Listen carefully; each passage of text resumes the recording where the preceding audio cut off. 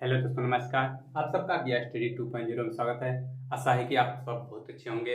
आज हम सब गौतम बुद्ध से संबंधित बात करने वाले हैं और उसमें फर्स्ट लेक्चर आपने नहीं देखा होगा तो देख लीजिएगा, क्योंकि इससे पहले एक लेक्चर हमने यूट्यूब पे लेक्चर दिया हूँ और फिर ये सेकंड लेक्चर होगा। तो हम जो भाई बहन नए होंगे वो बी स्टडी 2.0 को लाइक सब्सक्राइब जरूर करेंगे, क्योंकि ये अपना चैनल है, इसमें हक बनता है कहने का। ठीक है, अपना नहीं आपका। तो इसमें हम शुरू से चर्चा करने वाले हैं। जो नए भाई बहन होंगे उनको भी रिवीजन हो जाएगा, किस तरह से क्वेश्चन पूछा जाता है, कहाँ से क्वेश्चन बनता है, सब मैं इस पर बात करने वाला हूँ। ठीक है, तो बौद्ध धर्म किससे संबंधित है? गौतम बुद्ध से। इसमें बौद्ध का मतलब क्या होता है? बौद्ध का मतलब होता है प्रकाश। बौद्ध का मतलब होता है प्रकाश। और बौद्ध धर्म के संस्थापक कौन है? बौद्ध का मतलब होता है, बौद्ध का मतलब प्रकाश। और बौद्ध धर्म के संस्थापक, बौद्ध धर्म के संस्थापक कौन है? गौतम बुद्ध। ठीक, गौतम बुद्ध, बौद्ध धर्म के संस्थापक गौतम बुद्ध। गौतम बुद्ध का के बचपन का क्या नाम था? गौतम बुद्ध के बचपन का नाम क्या है बताइए? सिद्धार्थ। आपने कल लेक्चर में देखा होगा तो प्लीज देख लीजिएगा, क्योंकि उसमें बहुत बेसिक जानकारी दिए गए हैं। तो गौतम बुद्ध के बचपन का क्या नाम है? सिद्धार्थ। ठीक, सिद्धार्थ। इनके माता का क्या नाम था? इनके माता का नाम और पिता का नाम। माता का नाम महामाया देवी, माता का नाम महामाया देवी, और पिता का नाम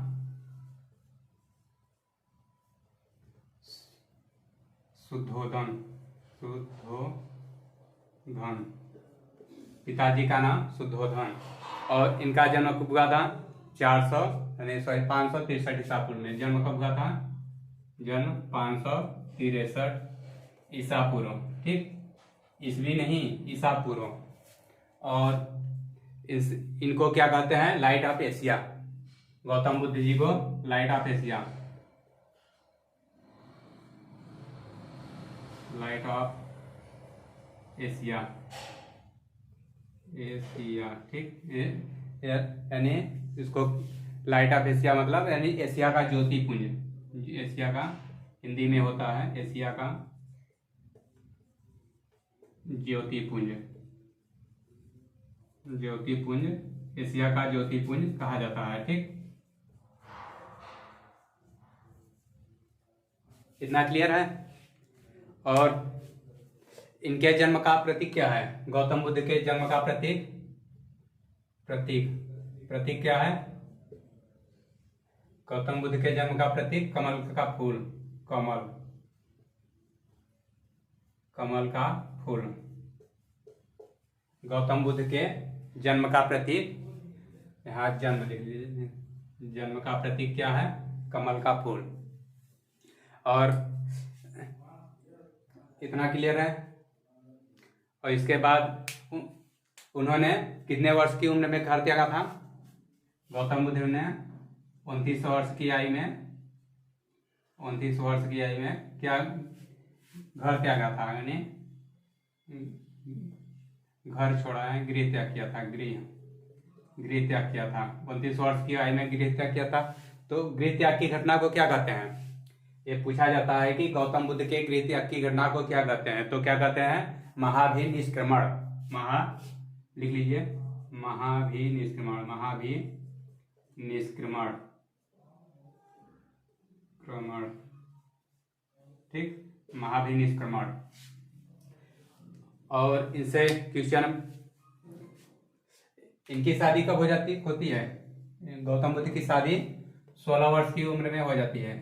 16 वर्ष में शादी होती है। ठीक, ये सब पढ़ा चुके हैं। इसलिए रिवीजन फर्स्ट रिवीजन करा रहे हैं, ठीक है।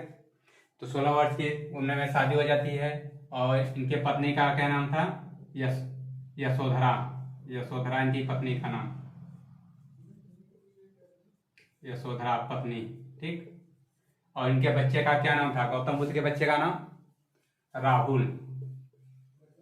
राहुल, राहुल का मतलब क्या होता है? राहुल का मतलब होता है बंधक, यानी गौतम बुद्ध के बच्चे का नाम था राहुल, तो इनका अर्थ क्या होता है? बंधक। राहुल का अर्थ बंधक होता है। और कुछ डिस्कस किए थे इसमें। और इनका एक घोड़ा था, गौतम बुद्ध का एक घोड़ा का नाम क्या था? घोड़ा का नाम पंथक। घोड़ा का नाम पंथक। और घोड़ा है तो उनका सारथी भी होगा, और सारथी का क्या नाम है? सारथी नहीं, सारथी। सारथी का क्या नाम है? छंदक। छंदक या चड़क। छंदक या चड़क। इनके सारथी का नाम क्या था? छंदक या चड़क। और कुछ डिस्कस हुआ था? बताइए फटाफट। गृह त्याग हो गया। और उनको ज्ञान की प्राप्ति कब हुई थी? गौतम बुद्ध को ज्ञान की प्राप्ति कब हुई थी? 29 वर्ष के उम्र में तो घर त्यागा था, और 6 वर्ष तक उसने तपस्या किया था। 6 वर्ष तक तपस्या किया था, और 29 वर्ष के उम्र में घर त्याग की घटना को, गृह त्याग की घटना को महावीर निस्मरण कहते हैं। और इसके बाद 6 वर्ष में ज्ञान की प्राप्ति हुई थी, तो उनको पूरा एज जोड़ेंगे। 29 और 6, 35 वर्ष की आयु में क्या उनको ज्ञान की प्राप्ति हुई थी? ज्ञान की प्राप्ति कब हुई थी? 29 वर्ष की आयु में, ठीक है। ज्ञान की प्राप्ति की घटना को क्या कहते हैं? बताइए कमेंट में जल्दी से। ज्ञान प्राप्ति की घटना को क्या कहते हैं? चलिए, इतना कल का रिवीजन करा दिए पिछला लेक्चर का। और आपने ना देखा हो तो उसको जरूर पिछला वीडियो देखिएगा, क्योंकि उसमें बहुत सारे मेन आपको रिवीजन कराए हैं। इसके बाद बहुत सारे ऐसे टॉपिक हैं कि न याद आया होगा। तो चलते हैं इसके आगे। इनको ज्ञान की प्राप्ति कहाँ हुई थी? गौतम बुद्ध को ज्ञान की प्राप्ति कहाँ हुई थी? कहाँ?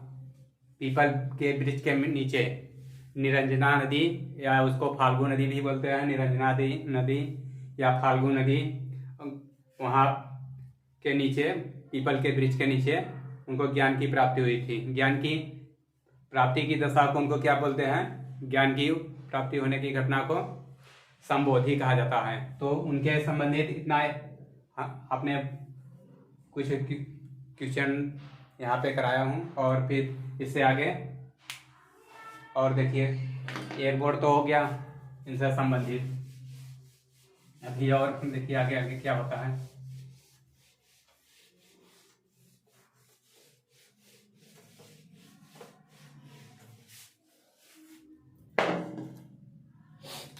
ज्ञान की प्राप्ति कहाँ हुई थी? ज्ञान की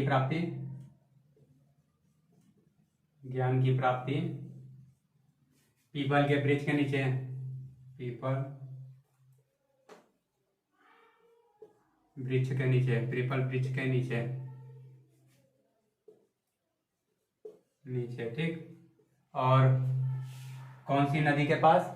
नदी का नाम बताइए। नदी निरंजना नदी।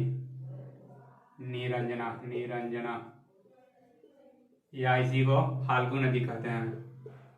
निरंजना, फाल्गु, और क्या कहते हैं बताइए?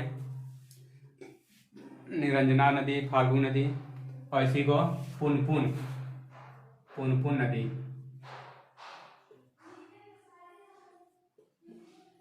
पुनपुन नदी के किनारे उनको पीपल वृक्ष के नीचे, निरंजना नदी के पास। और क्या हुआ था? जहाँ ज्ञान की प्राप्ति हुई थी, क्या कहते हैं उसको? महाबोधि।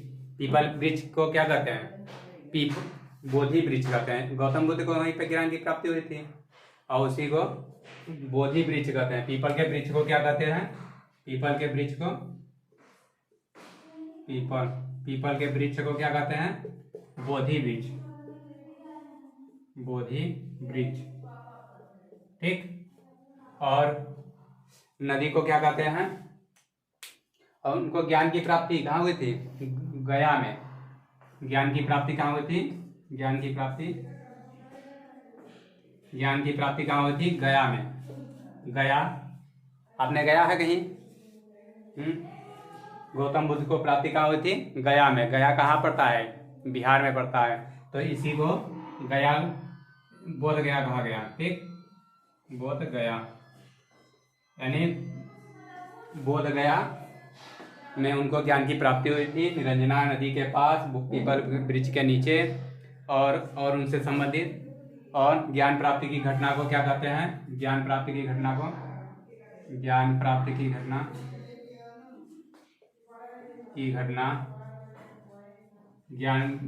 घटना को संबोधि कहा गया।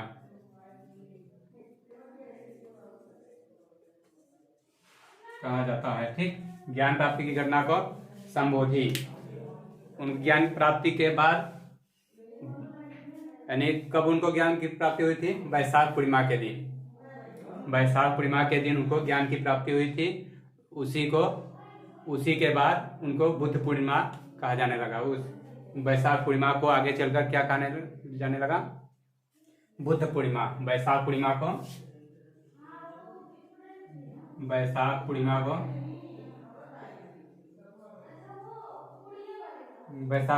क्या कहते हैं? बुद्ध पूर्णिमा। आगे चल के बुद्ध पूर्णिमा कहते हैं। बुद्ध पूर्णिमा, ठीक। हाँ, तो एक कल की कुछ लेक्चर था इसमें, और आज का। और अब कहानी अब चालू होती है। यहाँ से कहानी चालू होती है। उन्होंने गौतम बुद्ध के ज्ञान प्राप्ति के बाद उन्होंने कहा गया, वो जो पांचों पांडव थे, उनके पांचों जो खा रहे थे क्या, जब उनको एक लड़की थी मिली, वहीं पे उनको खीर खिलाई थी, तो उन्होंने गुस्से होके कहीं और अपने चले गए तपस्या करने, उनको छोड़ गए। तो फिर वहां से आगे यहाँ से शुरू होती है, ठीक है।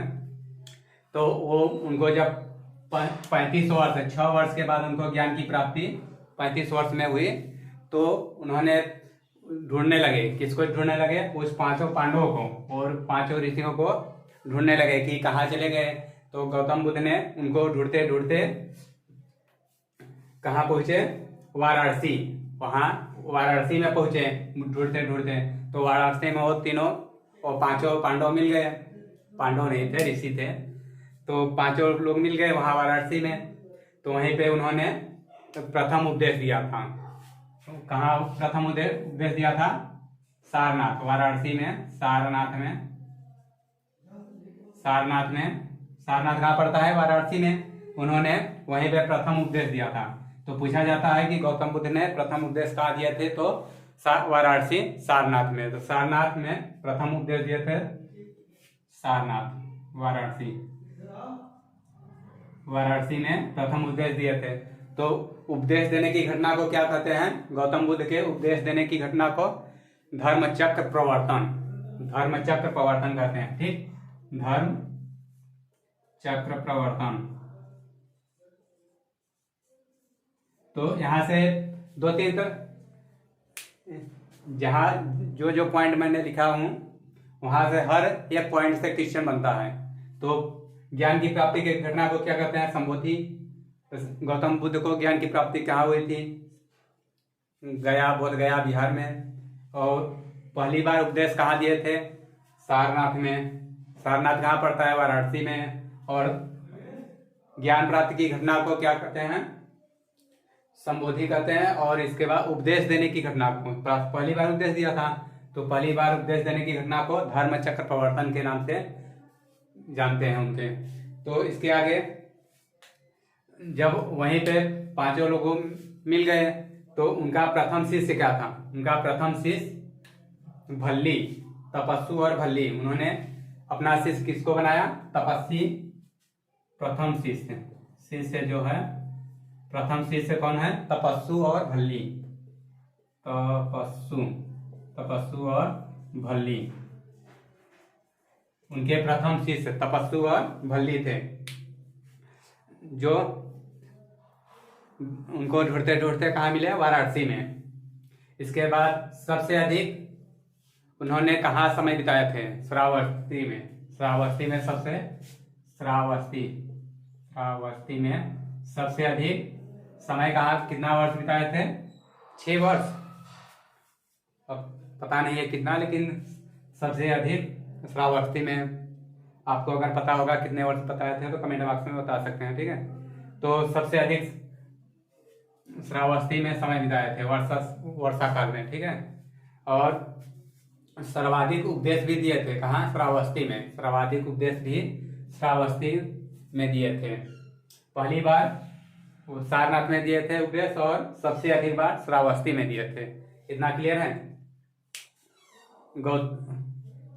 गौतम बुद्ध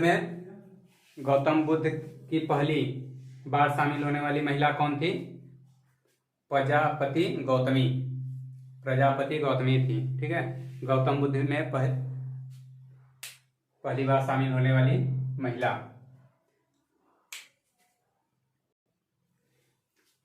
गौतम बुद्ध की मृत्यु कब हुई थी? आपको कल बताए थे। गौतम बुद्ध की मृत्यु 483 कब हुए थे? 483 ईसापुर में, सही है। 483 ईसापुर में कहाँ हुआ था? देवरिया पता होगा आपको, यहीं पे बगल में देवरिया उत्तर प्रदेश है, कुशीनगर में। देवरिया उत्तर प्रदेश में कुशीनगर पड़ता है, ठीक। कुशीनगर में वहीं पे गौतम बुद्ध की मृत्यु हुई थी। उन्होंने वहीं पे शरीर त्यागा था। कब त्यागा था? 483 ईसापुर में, ठीक है।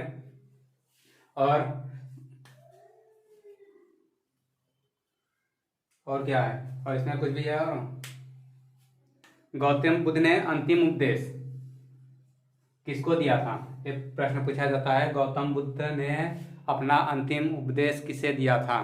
तो अपना अंतिम उपदेश सुबोध नामक व्यक्ति को दिया था। सुबोध, कौन था? सुबोध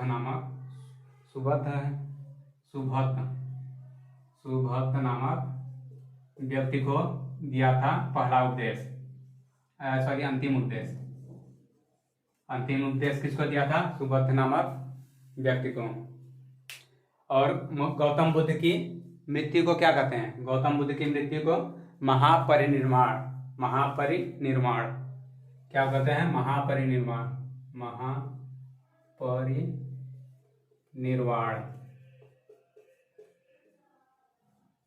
गौतम बुद्ध की मृत्यु को क्या कहते हैं? मृत्यु को महापरिनिर्वाण। तो इसको मिटा के फिर आगे देखते हैं क्यों क्या क्या पॉइंट छूटा है।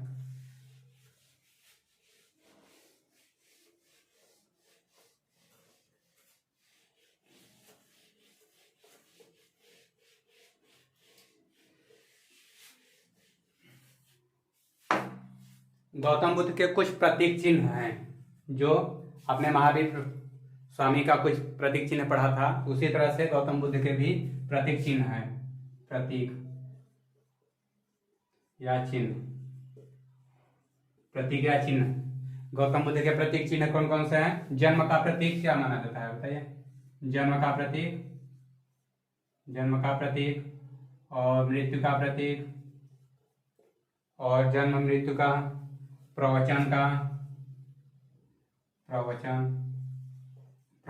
प्रतीक, और क्या है? ज्ञान का प्रतीक, और गृह त्याग का प्रतीक। ये सब पूछा जाता है क्वेश्चन कि किसका प्रतीक है। जन्म का प्रतीक क्या बताए थे? कमल का फूल, जन्म का फूल प्रतीक कमल हो गया। और मृत्यु का प्रतीक स्तूप हो गया। प्रवचन का प्रतीक क्या हुआ? प्रवचन का चक्र हुआ, प्रवचन का चक्र। और ज्ञान का पीपल, पीपल के नीचे उनको ज्ञान की प्राप्ति हुई थी, इसलिए पीपल के वृक्ष को महाबोधि वृक्ष कहा जाता है।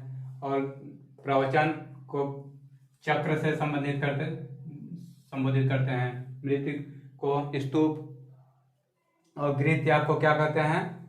घोड़ा।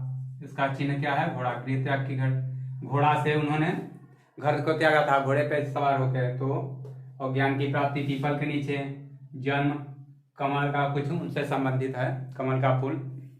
तो ये रहा प्रतीक चिन्ह गौतम बुद्ध के प्रतीक चिन्ह। ठीक, और कुछ इनसे संबंधित है। बौद्ध धर्म की भाषा क्या है? आपको बताए थे जैन धर्म की भाषा, बौद्ध धर्म की। ये वीडियो आपको देखने के बाद कल जो वीडियो जाएगा होगा उसमें जैन धर्म और बौद्ध धर्म का वो जो होगा तुलना करके, यानी उनसे क्वेश्चन किस तरह से दोनों में मिलते जुलते रहते हैं, मैं सब आपको बताऊंगा। ठीक है, तो जैन धर्म की भाषा बताइए। जैन धर्म की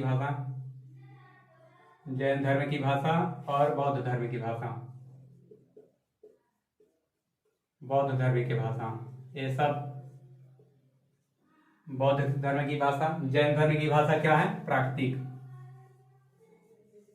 और जैन धर्म की भाषा प्राकृतिक और बौद्ध धर्म की भाषा क्या हुई? पाली। ठीक, पाली भाषा। और गौतम बुद्ध के 4 सत्य बताए गए हैं। गौतम बुद्ध के 4 आर्य सत्य। चार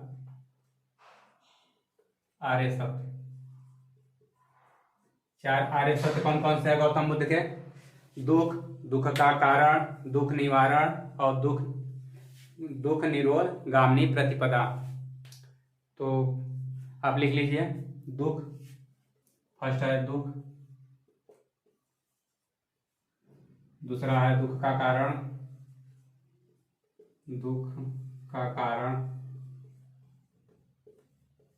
ठीक, दुख का कारण। और तीसरा क्या है? दुख निवारण।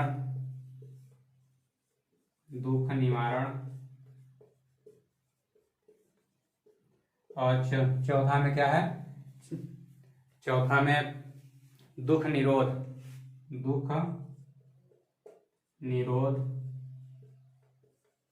गामिनी प्रतिपदा।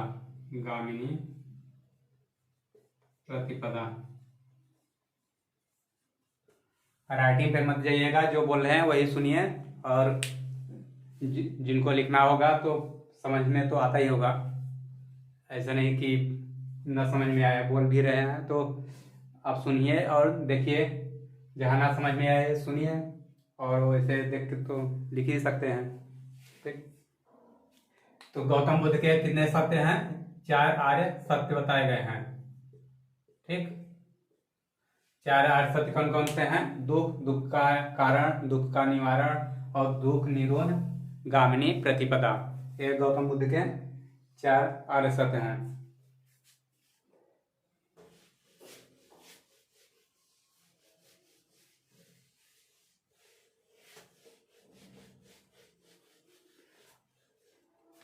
गौतम बुद्ध ये पूछा जाता है क्वेश्चन की अष्टांगिक मार्ग की परिकल्पना किस धर्म में की गई है? अष्टांगिक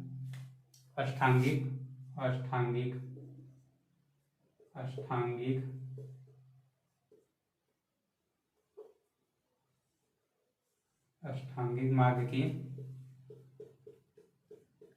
परिकल्पना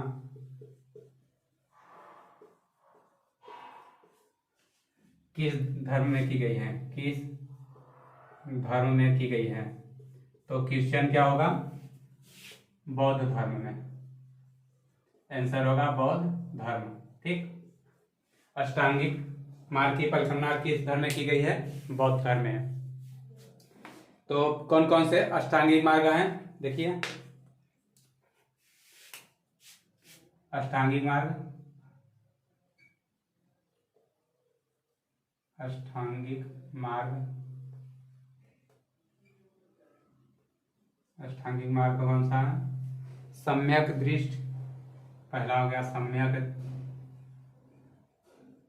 सम्यक दृष्टि, सम्यक ज्ञान, सम्यक आचरण, सम्यक आचरण और सम्यक दृष्टि, सम्यक ज्ञान, सम्यक आचरण और सम्यक आजीवन, सम्यक कर्म, सम्यक व्यायाम, सम्यक व्यायाम। कितने हो गए? 1 2, सम्यक दृष्टि, सम्यक ज्ञान, सम्यक आचरण, सम्यक कर्म, एक ही सम्यक रहेगा, सम्यक कर्म, सम्यक व्यायाम और कौन कौन से है? सम्यक स्मृति, सम्यक समाधि, सम्यक स्मृति और सम्यक समाधि, सम्यक समाधि। सम्यक क्या मतलब होता है? समान, सभी दशाओं में समान रहना ही सम्यक है, ठीक। और सम्यक आजीव, एक और है सम्यक आजीव, सम्यक आजीव, सभी दशाओं में समान रहना ही सम्यक है, आपको पता है। सम्यक दृष्टि, सभी को समान भाव से देखना, समान दृष्टि से देखना। सम्यक ज्ञान, सभी को समान भाव से ज्ञान देना। सम्यक आचरण, आचरण चाल व्यवहार सभी का समान देखना करना, ये सब अष्टांगिक मार्ग है गौतम बुद्ध के, ठीक। और इसमें कुछ बौद्ध संगतियां दी गई हैं, बौद्ध संगतियां, क्लियर है?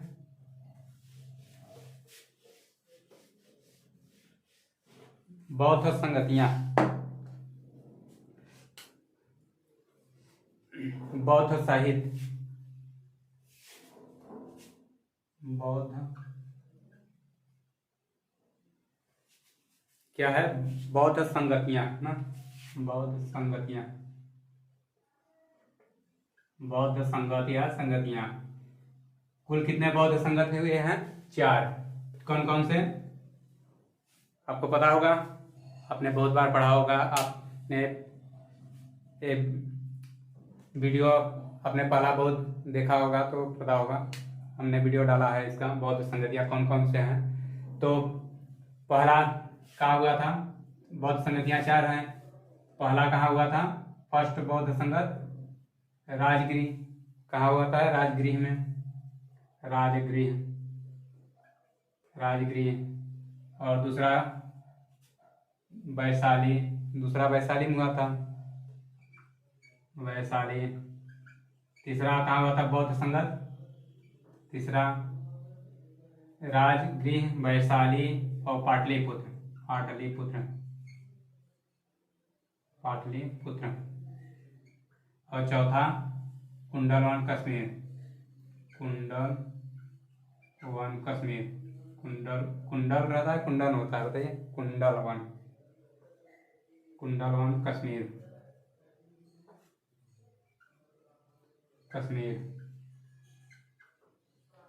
इसको तो पता है, कुंडलवन कश्मीर।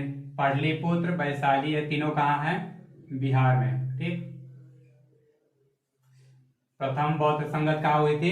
राजगृह में। द्वितीय बौद्ध संगत वैशाली में। तृतीय पाटलिपुत्र में हुई थी। चतुर्थ कहाँ हुई थी? कुंडलवन कश्मीर में। कौन कौन से राजा के समय में हुआ था? कौन कौन से शासक के समय में? तो राजगृह कालाशोक के समय में। राजगृह शासक, इस समय शासक कौन था?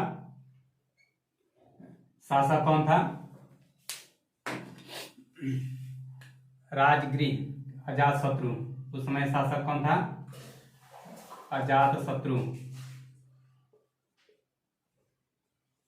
और वैशाली के समय कौन था शासक? कालाशोक।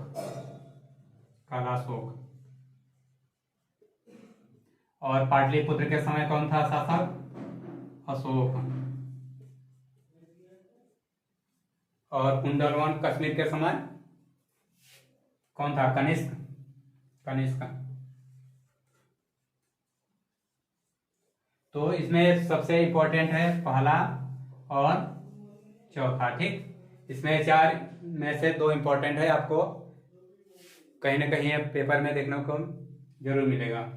तो राजगीर, वैशाली, पाटलिपुत्र, कुंडलवन, कश्मीर, चार बौद्ध संगतियां हैं, तो आपको बता दिए गए हैं। ठीक, क्लियर है?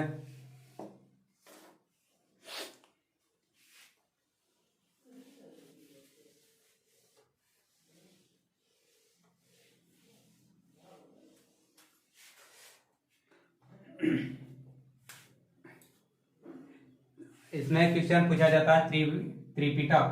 त्रिपिटक की संकल्पना किस धर्म में मिलती है? त्रिपिटक की संकल्पना,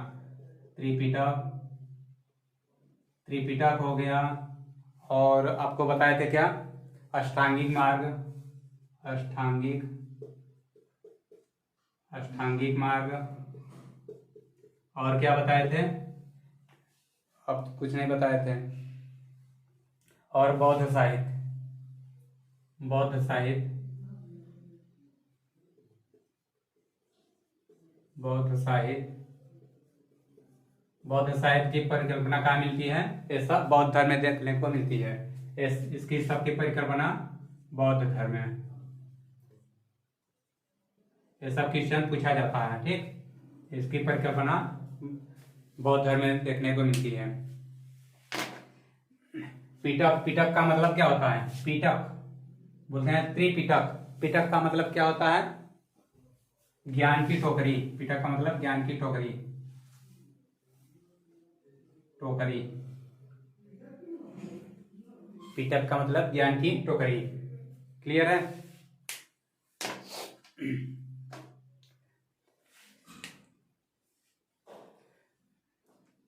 और कुछ इसमें बौद्ध धर्म आगे चल के आते आते दो धर्मों में पड़ जाता है। बौद्ध धर्म आगे चल के दो संप्रदाय में पड़ जाता है। कौन कौन से? पहला है हीनयान और महायान। कौन कौन से में? बौद्ध धर्म है, बौद्ध धर्म ये दो भागों में बढ़ जाता है। पहला हीनयान और दूसरा महायान। हीनयान और महायान। हीनयान, महायान। हीनयान क्या करते थे? गौतम बुद्ध को, हीनयान का मतलब क्या होता है? निम्न वर्ग, निम्न मार्ग, सॉरी निम्न मार्ग। हीनयान का मतलब निम्न मार्ग।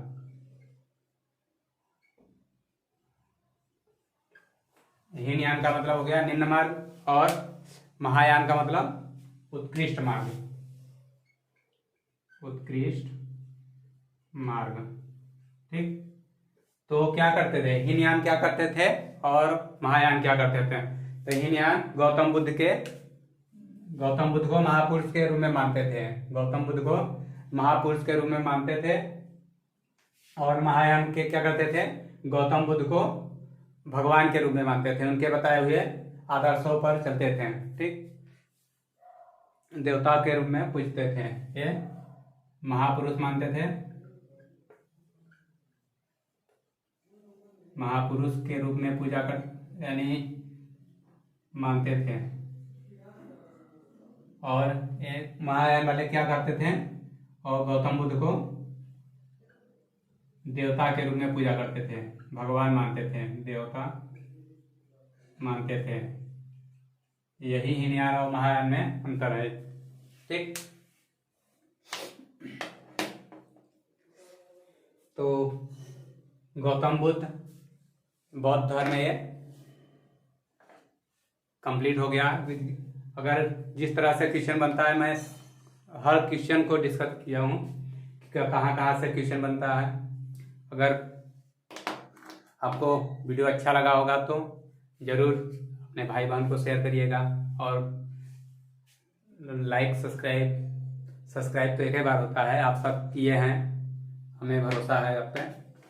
ठीक है, तो ये रहा लेक्चर, खत्म हुआ है गौतम बुद्ध से संबंधित। और अगला वीडियो कौन सा आने वाला है आपको पता कब चलेगा, जब चैनल को सब्सक्राइब करेंगे और बेल आइकन को ऑन करेंगे, तभी पता चलेगा।